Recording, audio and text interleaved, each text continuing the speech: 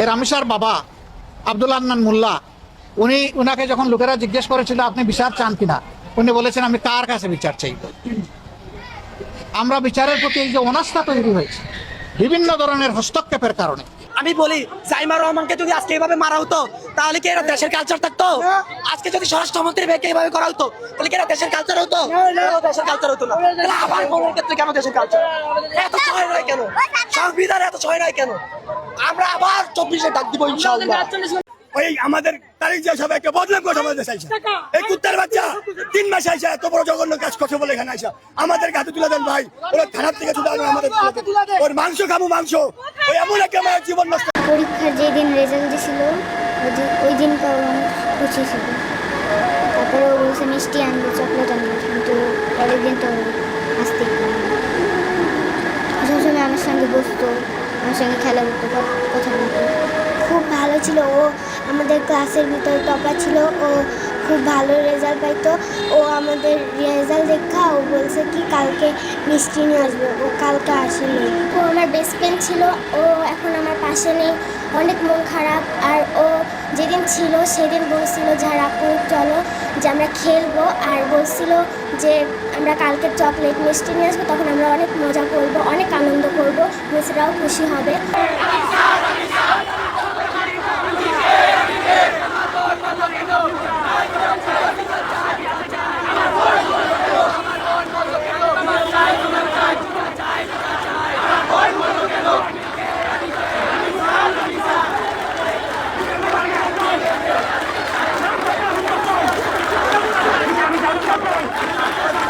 কোনো মানুষ যদি সুস্থ মস্তিষ্ক থাকে সে দর্শন করে না। সমাজে অসুস্থ সমাজ আমাদের হয়ে গিয়েছে, বিকৃত মস্তিষ্ক, এবং যেভাবে হলো তার লাশটা হলো তারা সাইজ করলো, এটা কোনো সুস্থ মস্তিষ্ক মানুষ এটা করতে পারে না। এবং এটার সাথে তাদের দেখা গেছে ফ্যামিলির পাশের ফ্ল্যাটের মানুষ হলো জড়িত। এটা হলো আমাদের নৈতিকতা শিক্ষা থেকে শুরু করে যদি এটা আমরা ডেভেলপ করতে পারি, শক্তিশালী বিচার হয়, তাহলে এটা হবে। রামিসার মানসিক বই করলো, রামিসার যে হিসাব আমাদের সাধারণ বাংলাদেশের মানুষকে আর কবে সচেতন হবে আমি জানি না। এদেশের মানুষের মানসিকতা এত নিচে নেমে গেছে, কেউ কাউকে ঠকাতে পারলে হারাতে পারলে একটা পৈশাচিক উল্লাস করে। আজকে রামিসা হবে, কালকে আরেক রামিসা হবে, পরশু আরেক রামিসা হবে। আমরা নৈতিকভাবে ঠিক না থাকি, আমাদের সমাজ সংস্কার যদি মানুষ স্বতঃস্ফূর্ত না হয়, মানুষ যদি তার নিজের ভালো না চায়, সে মানুষের ভালো চাইতে পারবে না। তো সুতরাং এই রামিসার ঘটনা কোনো বিচ্ছিন্ন ঘটনা নয়, এটা ট্র্যাডিশনে পরিণত হয়েছে। এটা শুধু পত্রিকায় আসছে বা মিডিয়াতে আসার কারণে আমরা দেখেছি। এরকম অহরহ ঘটনা করছে যেটা কোনো বিচার হচ্ছে না। এই বিচারহীনতার সংস্কৃতি থেকে বেরোতে হবে। 7 দিনের মধ্যে বা 24 ঘন্টার মধ্যে যখন ধর্ষক স্বীকার করে সে যখন আত্মপক্ষ সমর্থন, তখন কোর্ট কি ডেট কি, আমাদের তাৎক্ষণিক বিচার লাগবে। প্রয়োজনে প্রকাশ্যে তাদের মৃত্যুদণ্ড কার্যকর করা হোক, যেন দৃষ্টান্তমূলক শাস্তি হয়, ভবিষ্যতে যেন কেউ এগুলো করার জন্য সাহস না পায়। যদি এভাবে রাষ্ট্র না আগায়, আমার মনে হয় বাংলাদেশের প্রত্যেক ঘরে ঘরে এই অটোরিকশার মতো, যেমন অটোরিকশা যেমন একটা সরকার অটোরিকশা কন্ট্রোল করতে পারে না, এখন এই অটোরিকশার মধ্যে আমাদের ভাইরাসগুলো ছড়া যাবে। সারা দেশে কিন্তু এগুলো হচ্ছে, মাদ্রাসায় বলেন, স্কুলে বলেন, কেউ কোথাও বাচ্চারা শিশুরা নিরাপদ না। এমনকি পুকুরে পরে প্রচুর শিশু মারা যাচ্ছে। আমরা কয়টা খবর রাখি, এই সারা দেশে এই সমস্ত হয়রানি হচ্ছে। আমার কাছে স্ট্যাটিস্টিক্সও আছে এই বাচ্চাদের শিশুদের জন্য হয়রানি নিয়ে, এবং এই ঘটনাগুলো কি ঘটে, যেখানে আমরা ডেফিনেটলি আসবো। আপনারা সবাই ভালো থাকবেন, থ্যাংক ইউ সো মাচ। ভাই, যে কারিনার মৃত্যুর পরও দেখলেন যে প্রচুর হাহারি, মানুষ তো মানে মরার পরে আর কিছু থাকে না, এটা আপনি হয়তো লক্ষ্য করছেন কিনা? যে হাহারি দেশে এই 2 আসামিকে, 1 নম্বর আসামি সোহেল রানা এবং 2 নম্বর আসামি তার সহধর্মী স্বপ্না খাতুনকে, দুজনকেই মৃত্যুদণ্ডে ঘোষিত করেছেন, দণ্ডদান করেছেন, এবং সেই সাথে 1 নম্বর আসামির 5 লক্ষ টাকা জরিমানা এবং 2 নম্বর আসামির 2 লক্ষ টাকা জরিমানা প্রদান করেছেন। আমরা এই রায়ে সন্তুষ্টি প্রকাশ করছি। তবে পাশাপাশি এটিও বলতে চাই, এই সমাজের একজন নাগরিক এবং আইনজীবী হিসেবে, একজন বিবেকবান মানুষ হিসেবে, এই মামলার রায় যেন গতানুগতিক সেই আগের প্রেক্ষাপটে যেন না বেঁধে যায়, যেন না জট বাঁধে। আমরা চাই এই রায়টি দ্রুতই কার্যকর হবে। রামিসার মানসিক বই করলো, রামিসার যে হিসাব আমাদের সাধারণ বাংলাদেশের মানুষকে আর কবে সচেতন হবে আমি জানি না। এদেশের মানুষের মানসিকতা এত নিচে নেমে গেছে, কেউ কাউকে ঠকাতে পারলে হারাতে পারলে একটা পৈশাচিক উল্লাস করে। আজকে রামিসা হবে, কালকে আরেক রামিসা হবে, পরশু আরেক রামিসা হবে। আমরা নৈতিকভাবে ঠিক না থাকি, আমাদের সমাজ সংস্কার যদি মানুষ স্বতঃস্ফূর্ত না হয়, মানুষ যদি তার নিজের ভালো না চায়, সে মানুষের ভালো চাইতে পারবে না। তো সুতরাং এই রামিসার ঘটনা কোনো বিচ্ছিন্ন ঘটনা নয়, এটা ট্র্যাডিশনে পরিণত হয়েছে। এটা শুধু পত্রিকায় আসছে বা মিডিয়াতে আসার কারণে আমরা দেখেছি। এরকম অহরহ ঘটনা করছে যেটা কোনো বিচার হচ্ছে না। এই বিচারহীনতার সংস্কৃতি থেকে বেরোতে হবে। 7 দিনের মধ্যে বা 24 ঘন্টার মধ্যে যখন ধর্ষক স্বীকার করে সে যখন আত্মপক্ষ সমর্থন, তখন কোর্ট কি ডেট কি, আমাদের তাৎক্ষণিক বিচার লাগবে। প্রয়োজনে প্রকাশ্যে তাদের মৃত্যুদণ্ড কার্যকর করা হোক, যেন দৃষ্টান্তমূলক শাস্তি হয়, ভবিষ্যতে যেন কেউ এগুলো করার জন্য সাহস না পায়। যদি এভাবে রাষ্ট্র না আগায়, আমার মনে হয় বাংলাদেশের প্রত্যেক ঘরে ঘরে এই অটোরিকশার মতো, যেমন অটোরিকশা যেমন একটা সরকার অটোরিকশা কন্ট্রোল করতে পারে না, এখন এই অটো রিক্সার মধ্যে আমাদের ভাইরাসগুলো ছড়া যাবে। সারা দেশে কিন্তু এগুলো হচ্ছে, মাদ্রাসায় বলেন, স্কুলে বলেন, কেউ কোথাও বাচ্চারা শিশুরা নিরাপদ না। এমনকি পুকুরে পরে প্রচুর শিশু মারা যাচ্ছে। আমরা কয়টা খবর রাখি এই সারা দেশে এই সমস্ত হয়রানি হচ্ছে। আমার কাছে স্ট্যাটিস্টিক্সও আছে এই বাচ্চাদের শিশুদের জন্য হয়রানি নিয়ে, এবং এই ঘটনাগুলো কি ঘটে, যেগুলো আমরা ডেফিনেটলি আসবো। আপনারা সবাই ভালো থাকবেন, থ্যাংক ইউ সো মাচ। ভাই, যে কারিনার মৃত্যুর পরও দেখলেন যে প্রচুর হাহারি, এক মানুষ তো মানে মরার পরে আর কিছু থাকে না, এটা আপনি হয়তো লক্ষ্য করছেন কিনা? যে হাহারির সে নিজে নিহত এবং মৃত। Thank you. ধর্ষণ ও হত্যাকাণ্ডের শিকার শিশুটির পাশের ফ্ল্যাটের ভাড়াটে ও মূল আসামি সোহেল রানা পুলিশের কাছে যে স্বীকারোক্তিমূলক জবানবন্দি দিয়েছে তার কপি এসেছে চ্যানেল 24-এর হাতে, যেখানে সে দিয়েছে লোমহর্ষক বর্ণনা। আসামি সোহেল বলছে, মঙ্গলবার সকাল 9:30টার দিকে ঘরে ডেকে নেয়ার পর শিশুটিকে বাথরুমে নেয় সে। চিৎকার করলে মুখে কাপড় দিয়ে ধর্ষণ করে। অজ্ঞান হয়ে গেলে আসামি সোহেল ভাবে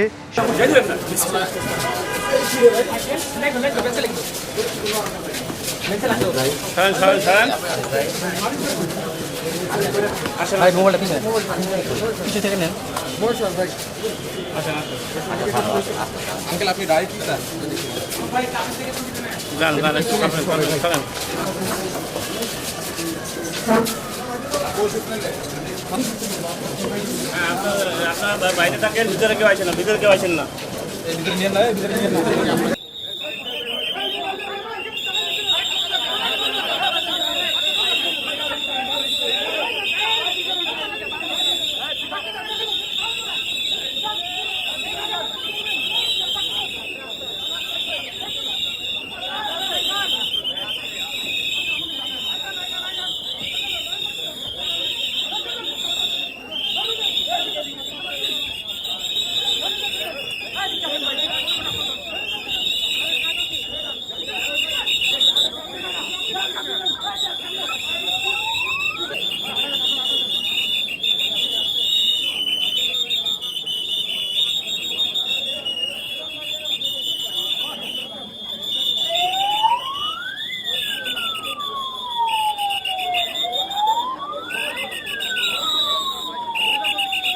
আজকে রায়টা সবচেয়ে যে কারণে আমার মজা লাগছে বা ভালো লাগছে সেটা হচ্ছে যে দেখেন, দায় হয় কি মানুষের মৃত্যুদণ্ড। আজকে কিন্তু শুধু মৃত্যুদণ্ড হয় নাই, আপনারা জানেন আজকে এই যে সোহেল রানা এবং তার স্ত্রী স্বপ্না, এদের দুজনের শুধু মৃত্যুদণ্ড হয় নাই, মৃত্যুদণ্ডের সাথে সাথে জরিমানা করা হয়েছে। সোহেল রানাকে 5 লক্ষ টাকা জরিমানা দিতে হবে, সোহেল রানা এবং তার পরিবারকে, এবং স্বপ্না যে তাকে তার পরিবারকে 2 লক্ষ টাকা জরিমানা করা হয়েছে এবং তাদেরকেও সেই 2 লক্ষ টাকা জরিমানা প্রদান করতে হবে। অনেকে প্রশ্ন করতে পারেন যে মৃত্যুদণ্ড হলে জরিমানা কিভাবে দেবে। আদালত রায় দিয়েছেন যে এই জরিমানার টাকা মৃত্যুদণ্ডের আগে পরিশোধ করতে হবে। এ ব্যাপারে আমাদের আইনজীবী আছে, তিনি বলবেন। তবে আমি শুধুমাত্র এটুকু বলি যে আমরা খুব খুশি, সরকারকে ধন্যবাদ জানাই, এবং এটা একটা চ্যালেঞ্জ হিসাবে চলে আসছিল সরকারের কাছে। সরকার সেই চ্যালেঞ্জ নিয়ে আমি মনে করি যথাযথভাবে ভালোভাবে সেটা মামলার বিচারটা একটা দ্রুততম সময়ের মধ্যে হাইকোর্টে আপিল রেফারেন্সটা নিষ্পত্তি হয়েছে। তো তেমনটি আমরাও এই ব্যাপারে উদ্যোগ গ্রহণ করবো বলে আমি মনে করি। যে অপরাধ করেছেন বলে তিনি কোনো আইনি প্রতিকার পাবেন না, আইনজীবীর অ্যাক্সেস পাবেন না, আইনজীবী তার পক্ষে নিয়োজিত হবেন না। এটা তো আমি মনে করি যে এটা বরং আমাদের একটা ললেসনেস দিকে আরো চলে যাবে। সাক্ষীরা স্বাভাবিক ভাষার মধ্যে এর সমস্ত প্রমাণ আছে, মেডিকেল রিপোর্ট, পোস্টমর্টেম রিপোর্ট, এগুলো যদি চলে আসে, তদন্ত যদি দ্রুততম সময়ের মধ্যে নিষ্পত্তি হয়, তাহলে তো বিচার বিলম্বিত হওয়ার কোনো কারণ নেই। দ্রুত বিচার প্রাপ্তি কিন্তু যে কোনো নাগরিকের একটা মৌলিক অধিকারের অন্তর্ভুক্ত বিষয়। এবং আমি মনে করি এরকম একটা নির্মম ঘটনার বিচার যত দ্রুত সম্ভব হবে, তত বাংলাদেশের মানুষের বিচারের প্রতি, বিচার ব্যবস্থার প্রতি আস্থা ফিরে আসবে। আমার তাদের কথা শুনে যেটা, কোনো মানুষ যদি সুস্থ মস্তিষ্ক থাকে সে দর্শন করে না।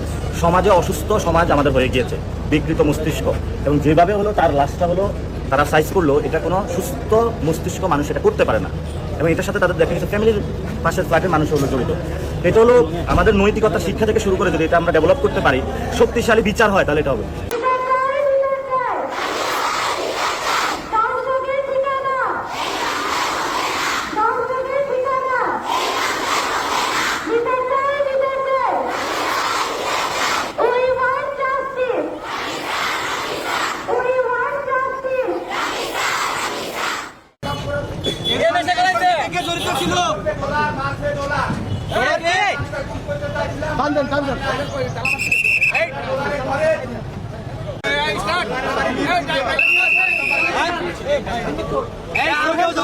আরো কেউ কি জড়িত আছে? কয়জনকে ধর্ষণ করেছে এই পর্যন্ত? ধর্ষণ করেছেন এটাই প্রথম নাকি আরো ছিল? আমি জানা যেভাবে কষ্ট দেয় মারছে, পরে এইভাবে কেন মারা হত্যা হোক। করেছেন? কি অপরাধ ছিল? আমি জানা যেভাবে কষ্ট দেয় নির্যাতন করে মারছে, তাকে এইভাবে জনসম্মুখে এনে হাত পা কেটে গলা কেটে তাকে তার বিচার করা হোক। ফাঁসি দিলে তার নরমালি করে দেবো। কেন করেছেন? এমনভাবে শাস্তি দেওয়া হোক। এ কে আর কে জড়িত আছে কে? কে বেঁচে গেছে? কে জড়িত ছিল? কে?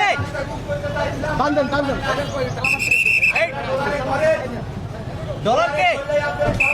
ডলারের পরিচয় বলে এই ডলার কে? ডলার কে? ডলার কে? ডলার কে? কোন ডলার? রামিসা আমার মেয়ে, মিশা সওদাগরের মেয়ে। আপনাকে চিন্তা করলে আপনার বোন, আপনার মেয়ে, আপনার ভাগ্নি এবং যারাই করুক, রামিসার মতো ঘটনা যারা ঘটাবে তাদেরকে 1 মাস বা 15 দিনের মধ্যে এটা বিচার হয়ে যাবে, প্রমাণের বিচার হয়ে যাবে, ফাঁসি হয়ে যাবে। তাহলে দেখবেন যখন আইন ঠিক থাকবে, যখন আইনের প্রয়োগটা ঠিকঠাক হবে, তখন দেখবেন এটা কমে যাবে। আমি বিশ্বাস করি। সোহেল বা স্বপ্না কোনোভাবে যদি সামনে সম্পত্তির মালিক হন, তাহলে অনুমান করে বলা যায় সে আইন অনুযায়ী তিনার সে সম্পত্তি সংশ্লিষ্ট গণ অর্থাৎ ভিকটিম রামিসার যে উত্তরাধিকারীদেরকে দিতে বলা হয়েছে তিনারা আদায় করে নিতে পারবেন। আসামি সোহেলের মৃত্যুদণ্ড, সাথে হচ্ছে 5 লক্ষ টাকা জরিমানা অর্থদণ্ড, এবং তার স্ত্রী স্বপ্না তার হচ্ছে ওনারও মৃত্যুদণ্ড, সাথে হচ্ছে 2 লক্ষ টাকা অর্থদণ্ডের দণ্ড করেছেন বিজ্ঞ আদালত। এই যে মৃত্যুদণ্ড এবং অর্থদণ্ড দুইটাই দণ্ড, এখন একটা প্রশ্ন তৈরি হয়েছে, আমরা দেখেছি, সেটা হচ্ছে কিভাবে, অর্থাৎ ওনাদেরকে যদি ফাঁসিয়ে দিয়ে দেয়, এই অর্থদণ্ড কোত্থেকে কিভাবে আদায় করা হবে। আমার একটা ছোট বাচ্চা আছে 1.5 বছরের, তাকে বাসায় ঘুম পাড়িয়ে রেখে আসছি আমি। আমার বাচ্চা বড় হলে আমার তো মনে হয় আর কিছুদিন পরে আমি স্কুলেও পাঠাতে পারবো না ওকে। স্কুলে কিভাবে পাঠাবো? মাদ্রাসায় যে পরিমাণে বাচ্চা, এখন শুধু মেয়ে বাচ্চা না, ছেলে বাচ্চারাও তো সেফ না। কাকে কি বলবো বলেন? আমার মনে হয় আমরা বাংলাদেশে জন্ম নিয়ে একটা পাপ করে ফেলছি। কি বলেন? বাংলাদেশে জন্ম নেওয়াই একটা, এখন মেয়ে বাচ্চাদের বাংলাদেশে জন্ম নেওয়াই পাপ। আসামিকে 7 ঘন্টার ভিতরে গ্রেফতার করতে আমরা সক্ষম হয়েছি।